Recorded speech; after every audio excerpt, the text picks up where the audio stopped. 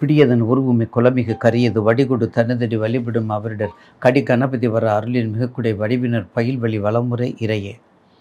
ஈசனே சிவகாமி நேசனே எனகின்ற தில்லைவாழ் நடராஜனுடைய திருவடி தாமரையை வணங்கி இன்று நிகழும் மங்களகரமான பராபவ வருடம் ஜூன் மாதம் 15/6/2026 மிருகசீரிஷ நட்சத்திரம் அமாவாசை திதியோட மிருகசீரிஷ நட்சத்திரத்தோட தமிழ் மாதங்களில் சித்திரை வைகாசி ஆனி என்ற 3வது மாதம் பிறக்கின்றது. அடுத்ததாக ஆனி 8ஆம் நாள் 22/6/2026 வைணவ திருக்கோயிலில் திருமஞ்சனம் சிறப்பாக பெருமாளுக்கு அபிஷேகம் ஆராதனை தூப தீபம் நைவேத்தியமெல்லாம் உற்சவமூர்த்தியிலிருந்து கருவறையிலிருந்து எல்லாம் சிறப்பாக செய்வாங்க. ஆனால் திருமஞ்சனம்ங்கிறது சிவத்தலத்தில் இல்லை.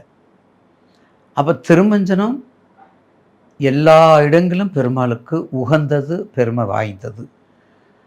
ஆனால் இந்த ஆனி மாதம் மட்டும் மகாவிஷ்ணுடைய மாமனாகிய கோவிந்தராஜ பெருமானுடைய மாமனாகிய நடராஜ பெருமானுக்கு இந்த ஆனி மாதம் திருமஞ்சனம் உண்டு.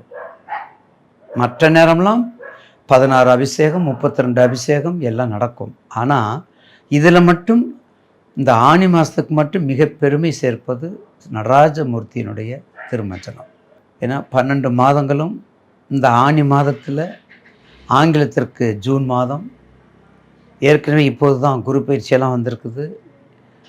எனவே நேயர்களுக்கு அப் டு டேட் சொல்லுங்கள் ஐயா அப்படின்னு கேட்பீங்க. அந்த வகையிலே மாதாந்திர டிவி நேயர்களுக்கும் என்னை ஆக்கமும் ஊக்கமும் ஏற்படுத்தி கொடுக்கின்ற நேயர் பெருமக்களுடைய பாதம் பணிந்து 12 ராசிக்குரிய பலன்களை பற்றி இப்போது நம்ம தொகுத்து வழங்க உள்ளேன். சக்திக்கு உரியதுங்க, வித்தைக்கு உரியது, சக்திக்கு உரியது, பக்திக்கு உரியது, பாசத்துக்கு உரியது, மதிப்புக்கு உரியது, மரியாதைக்கு உரியது, தாய்ப்பற்றுக்கு உரியது, நாட்டுப்பற்றுக்கு உரியது, மொழிப்பற்றுக்கு உரியது. எதையுமே சொல்லாமல் இப்படி சொல்லிட்டு இருக்கீங்களா ஐயா? நீங்களே முடிவு பண்ணிக்கங்க. அப்போ நான் எந்த ராசிக்கு வரணும்னு சொல்லி நீங்களே முடிவு பண்ணிக்கங்க. இந்த அரைச்சமாகவே நம்ம அரைக்க வேண்டாம். தயவுசெய்து நேயர்களை பாதம் பணிந்து வேண்டுகிறேன். ஐயாட்ட போனால் தெளிவு பிறக்கும், ஐயாட்ட போனால் தெளிவு கனிவோடு இருக்கும் அப்படிங்கிற எண்ணங்கள் உருவாகணும். அப்போ சக்திக்கு உரியது, பக்திக்கு உரியது, முக்திக்கு உரியது, தாய்மைக்கு உரியது, தாய்ப்பற்று உரியது, நாட்டுப்பற்று உரியது, மொழிப்பற்று உரியது. யார் இதுக்கெல்லாம் அடையாளம்? இதுக்கெல்லாம் யார் சிறப்புக்கு உரியது? அதுதான் கடகராசி. நீங்கள் யாராவது சொல்லணும், அதுதான் கடகராசி. எல்லா வகையிலும். ஏன்னா காலபுருஷனுக்கு மதிப்பு, காலபுருஷனுக்கு 4, காலபுருஷனுக்கு பெருமை, காலபுருஷனுக்கு தாய்மை, பாசம், ஆராய்ச்சி. என்ன ஜலம், நீர் அடித்து நீர் விலகாது, நீரின்றி அமையாது உலகு. நீருக்கு நீர் தான் சமம். நீர் இல்லாமல் எந்த லோகத்தில் ஒன்றும் செய்ய முடியாது. அது எந்த தோஷமாக இருந்தாலும் சரி, எந்த பிற தோஷமாக இருந்தாலும் சரி, எந்த ராகு கேது தோஷமாக இருந்தாலும் சரி, எந்த சனி பிரித்தி ஹோமமாக இருந்தாலும் சரி, நீருக்கு மிஞ்சினது உலகத்தில் எதுவும் இல்லை, தாய்மையை தவிர்த்து. அதனால தான் நிறைய ஆராய்ச்சியாளர்களும் முன்னால் உள்ள சான்றோர்களும் சொல்லியிருக்காங்க, பிறந்த கடக லக்கணம் கடகராசியாக இருக்கணும்டா அப்படின்னு சொல்லுவாங்க. கடகத்திற்கு அந்தளவுக்கு மதிப்பு, மரியாதை. அதனால தான் அதுக்கு மரியாதைக்குரிய இடம், அதனால தான் காலபுருஷத்துக்கு வணக்கத்துக்குரிய இடம், அதனால தான் அது மிகுந்த தாய்மைக்குரிய இடம், அதனால தான் அந்த சந்திரன் ஆட்சிக்கு உரிய இடம். கற்பனை திறன், கற்பனை திறன். நீர் சம்பந்தப்பட்ட அனைத்து தொழில்களும், நீர் சம்பந்தப்பட்ட அனைத்து தொழில்களும் மிக பயங்கரமான குரு. உங்கள் ராசியில் 2 பேரும் மிக பயங்கரமான குரு, குருவும் சுக்கிரனும். இந்த அசுர குரு தேவ குருக்கெல்லாம் இங்கே இடமே இல்லை ஐயா கிட்ட. 2மே மேன்மை மிகு குரு. ரெண்டுமே மதிப்புமிகு குரு, ரெண்டுமே உலகளாவிய குரு, ரெண்டுமே நேயர்கள் அனைவருக்கும் எல்லாத்தையும் கொடுக்கக்கூடிய குரு. அதுதான் அங்கே இந்த அசுர குரு, அங்கே விரோதி குரு, அங்கே இடமே இல்லை. குரு யாரு? நமக்கு கற்றுக் கொடுக்கக்கூடியவர் ஒருத்தர், ஒரு வகை. இன்னொரு குரு யாரு? நமக்கு அனைத்தையும் கொடுக்கக்கூடியவர். அவ்வளவுதான் அதனுடைய ப்ரிடிக்ஷன். அப்போ கடகத்திற்கு கடந்த காலங்களை விட கனிவான காலம் இப்பொழுது.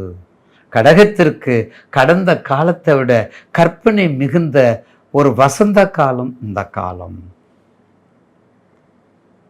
கடந்த காலத்தை விட கடகத்திற்கு கடந்த காலங்களை விட கஷ்டங்களை நீக்கி இன்பத்தை கொடுக்கக்கூடிய நேரம் கடகத்திற்கு.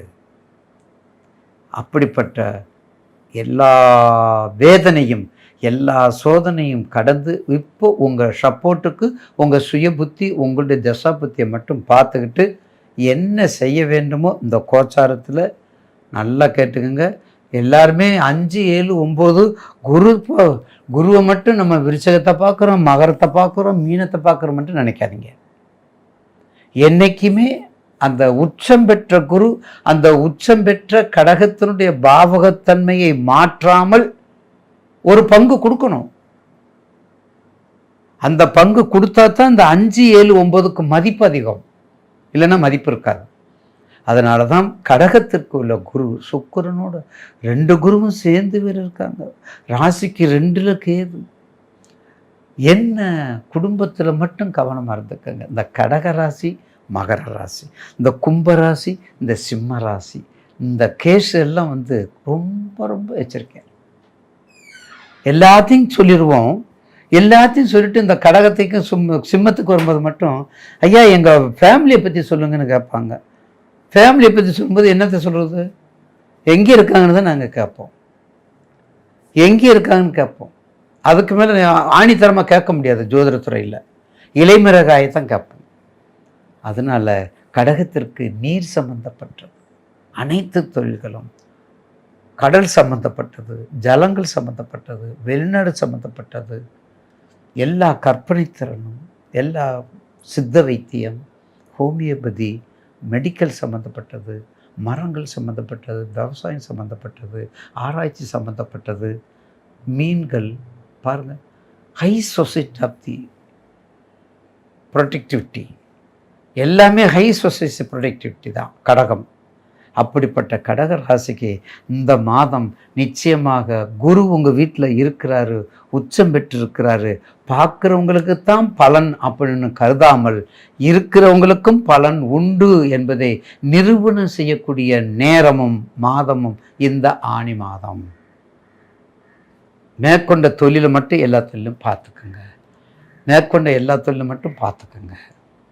இந்த வடக்கு முகமாக இல்லை அம்மனை கொஞ்சம் மறந்துடாதீங்க. வாராகி அம்மனை மறந்துடாதீங்க. வைஷ்ணவியை மறந்துடாதீங்க.